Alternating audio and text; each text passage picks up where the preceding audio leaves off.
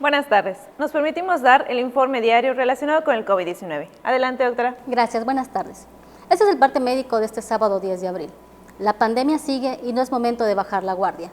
Es muy importante que todos, en especial los adultos mayores o personas con enfermedades previas, acudan de inmediato al hospital apenas detecten los primeros síntomas de contagio, que pueden ser fiebre, tos, dolor de cabeza, falta de oxigenación. En el hospital, un equipo de especialistas podrá ayudarlos y evitar que la enfermedad se complique. Un nuevo lote de 12.870 vacunas Pfizer contra el coronavirus llegó hoy a Yucatán para aplicarle la segunda dosis a adultos mayores de Progreso, Temozón y Tixcocop.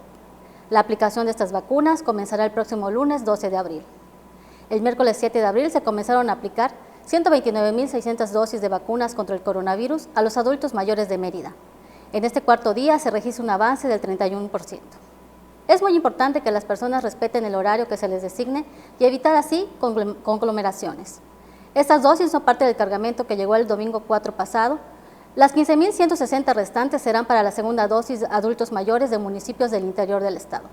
También a partir del lunes 12 iniciará la aplicación de 12.985 vacunas para los adultos mayores de Muna, Jalachó, Teabo, Yaxcabá, Tecó, Sucacap, Citás, Suquila y Sotuta.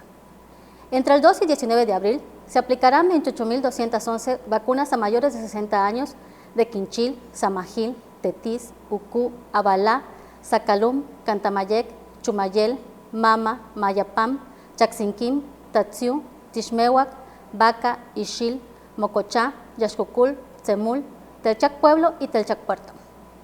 También de Jocabá, Sanacat, Tamec, Xochel, Cantunil, Tutzal, Tecom, Guayma, Canzacap, Silán de Bravo, Silán González, Bocobá, Suma de Hidalgo, Tecantó, Tepacam, Tella, Tzoncahuich, Tecal de Venegas, Timucuy, Tuncás, Chancom, Chocholá, Sinanché, Yobaín, Jomum, Jují y Cusamá. Con estos municipios, prácticamente todos los adultos mayores del estado que se registraron en las plataformas federales habrán recibido la vacuna contra el coronavirus. Se recuerda que las vacunas se ponen a la población que ha sido previamente registrada y seleccionada por medio de las plataformas del gobierno federal, quien está a cargo del proceso de citas y registros. Es importante mantenerse informado a través de los canales oficiales. Como se ha señalado, en la reapertura económica, los datos más importantes son la ocupación hospitalaria y los ingresos diarios. El día de hoy, tenemos 164 pacientes en hospitales públicos. 31.285 pacientes ya se recuperaron, no presentan síntomas ni pueden contagiar. Esta cifra representa el 87% del total de contagios registrados, que es 35.708 casos. Hoy se detectaron 73 nuevos contagios de coronavirus, 55 en Mérida, 5 en Canacín, 2 en Valladolid, 1 en Espita, Jomum, Izamal, Panabá, Progreso, Telchac Pueblo, Tixcocop, Tizimín, Tuncás, Yumam y 1 foráneo. De los 35.708 casos positivos, 291 son de otro país u otro estado.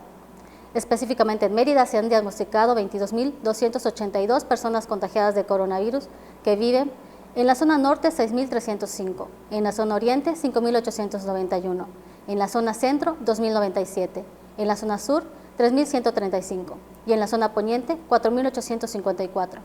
Lamentablemente en este parte médico informamos de 10 fallecimientos. Son 7 hombres y 3 mujeres de un rango de edad de 56 a 89 años.